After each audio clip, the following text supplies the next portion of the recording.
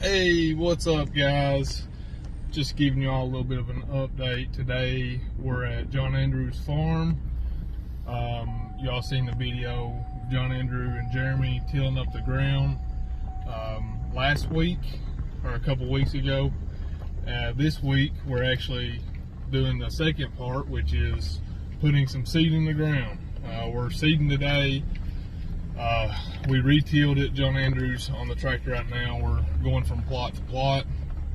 We've already seeded all 3 plots. Kind of give you a little snapshot of that here in a few. But we're going to go back over it with some fertilizer, put some fertilizer on it, and just kind of cultipack it down with the tractor. Make sure that seed gets a good germination. You want to make sure when you plant your seed that you just don't leave it on top. You want to make sure that it actually gets packed into the ground, and different types of seed require different types of methods as far as like how deep to plant it, so on and so forth. But what we're planting, just a couple different things I'll show you in a second, but we're just going to cultipack that on top, and we should be finished for today, but more to come. Alright guys, hey, we're back up here at the first plot that we re-tilled up after Jeremy and John tilled it up the first time. Put some seed down, and now as you can see, John Andrew is putting some lime and fertilizer down. We got a drop spreader hook behind the tractor. You can see a good little spot here. I'd say a 20, maybe a 15 yard by 50 food plot. Just beautiful. Absolutely beautiful place. Beautiful spot for a food plot. We'll go back. I told you I was going to show you kind of how we're doing these food plots and what we're planting. Show you some of the fertilizer and the lime that goes into this as well. Again, we got three food plots right now. We actually talked this morning about possibly doing some more food plots next year. So let me turn you around again. You can see we got all of our stuff. Seed spreader, sprayer's not actually for this, but you can use a sprayer to kill it off before you till it up. But here's the 2 that we're planting this year, honey hoe and throw and grow. Just kind of show you what we've got in each one of these. So it looks like in the honey hoe, actually look down here on the thing, you've got trophy rapeseed, a different kind of rapeseed. You've got purple top turnips, 7 top turnips, and Winfred rape. Sorry, I don't know if that's how you pronounce that or not. That's in the honey hoe. And then here in the throw and grow, fix the package here. Throw and grow, it looks like you've got some type of ryegrass, you've got some clover, and then you've got some rape brassica. So just kind of let me explain what we got here. So here you've got more of your brassicas and your turnips. This is going to be really good for the fall and winter. Throw and grow is more of your kind of your grass. You do have some brassica in there and some clover. So just kind of breaking it down for you. Throw and grow, the purpose of the throw and grow is kind of give you a cover crop. So when you've got a food plot of this size, you really don't have to worry too much about over browsing. But if the only thing that you've got planted is your turnips, your rape, your other brassicas, the deer are going to over browse that, and you're basically not going to have much of a food plot.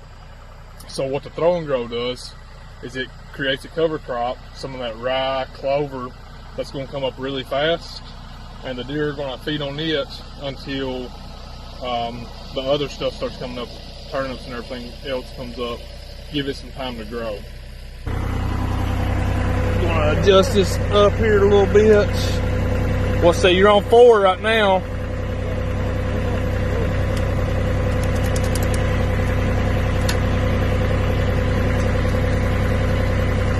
What do you think?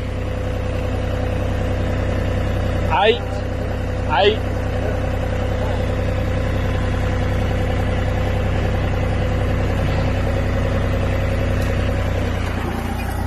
Alright guys, so what we was just doing is we was adjusting the feed rate of the fertilizer and the lime. This drop spreader, we had it set too low. Basically, it wasn't feeding out quick enough, and now you can actually see the fertilizer and stuff on the ground.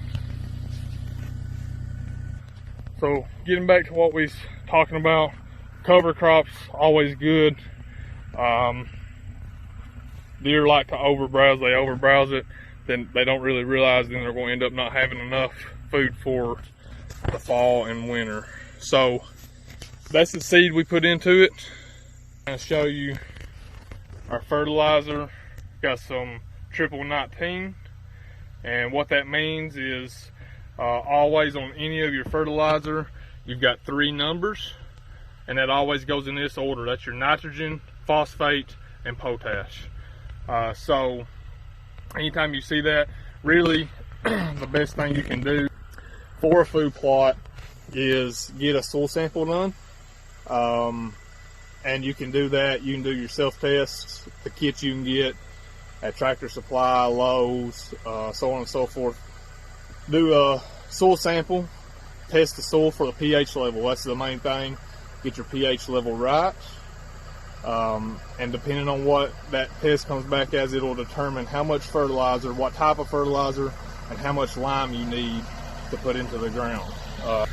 And it's just what we're using is just your regular organic pelletized lime. You can pick any of this stuff up at your local farm supply store. Any farm supply store should have what we're using today. We didn't have to order any of this stuff that we picked up. But you can, like I said, you can do the self-sample test that you can get from the store, or you can actually go to your local extension office. You take a soil sample from each one of your food plots, just put it in a gallon bag, label it, that way you know and they know exactly what to label it as. Send it off. They'll actually send it, like our extension office here will send it to the school, to UK, Department of Agriculture, and they'll actually send back a detailed report telling you how much lime, how much fertilizer, and what type of fertilizer you should apply. So just a kind of a quick breakdown of what we're doing. Of course, John Andrews already had the soil test and everything done. He said that he already done the self sample, and that's kind of where we're at now. So we're putting the lime and the fertilizer down, and basically cultipacking this seed so it'll start growing. Guys, if y'all got any questions at all on food plots, you know, by no means we are not experts. Probably the farthest thing from it.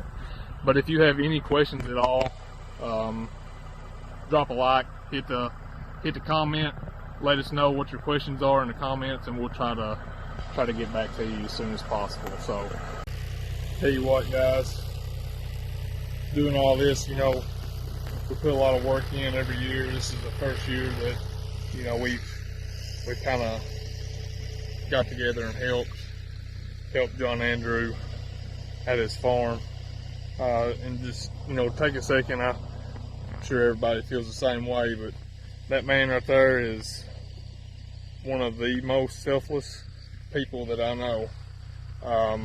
First, he gave up his opening morning of turkey season to help Jeremy kill a turkey, and of course you all seen that. And now, you know, we're planting these food plots, and you know, he's going to let us hunt at his farm, deer hunt this year, and it's just real humbling. I mean, somebody that has a passion for what we do just as much as us, and allows us to come and hunt on his property and do these things and share these things and fellowship. It's just humbling, you know. And we're all going to Colorado. You all know in September. Next month, actually, we are actually less than a month away before we head west for us to try to fill our elk tags. Right now, I think there's going to be 4 shooters. I'm not sure exactly on how we're going to split up yet or what we're going to do, but again, you know, just the preparation, everything that's going into it. You know, we just have a great group of guys, and especially that man right there. He's our fearless leader. So more to come. You all see some of that stuff dropping in after our elk hunt. Y'all just stick with us. Thank you. Here's our man John Andrew on the tractor doing some work. You want to say anything? All right, guys, so we finished this one up. Man, look how good that looks. That is going to be a beautiful, beautiful plot when everything comes back in. We will update you here in a couple weeks. I'd say it ain't going to take long for that to come up. Just kind of show you. Man, you can see the fertilizer and the lime lay to it. Done with that one. Now we're heading over to the other big food plot. Get the fertilizer and the lime put on it. I'm sure y'all probably asking, why in the world are you giving us all these updates? Why ain't Jeremy giving us these updates? Well, Jeremy wasn't able to make it this morning, but just received a text a few minutes ago, and I think he's coming up here bringing old kiddos, so we might actually get to see Jeremy here in a few minutes. Stay tuned. Well, guys, I just told you that we got done and just heard from Jeremy and that he might be coming up here. What's up, everybody? Look what we got here. Say? Oh, I'm supposed to do it like this. Well, it's all right. Well, guys, as a turn of events here, I didn't think I was going to get to come this morning. Got the old man Brian. You've probably already heard from him by now. I don't know how he got some footage for us, so we'll edit it all together and all that good stuff. But today is day 2 of the food plot extravaganza here on the Becknell farm, and we're just pumped. The first video that you saw was basically just preparing the ground. We tilled it up and got it ready, and today we're actually planting seeds, and so that's what's going on. This video will probably be a lot shorter, may not have the cool drone footage like before, but we did want to take just a quick second to update you and let you know where we're at in the process. It rained a little bit. Oh, we do got the drone, so maybe we do got some drone footage then. John Andrew, we can never count him out with coming through for the drone for us. No. But yeah, it rained a little yesterday, and it's looking rainy today. And from everything that I've learned, you kind of want to chase the weather with this planting. Is that right, Brian? Brian knows a lot more too about this. Absolutely. Yeah, I kind of give an update while I go on kind of what kind of goes into it, you know. And I talked about, you know, by no means am I an expert, far from it. Yeah. But you know, I did not mention the rain. That is another good thing. So what we talked about was the seeding, the liming and the fertilizing, which is what we're going to do right now.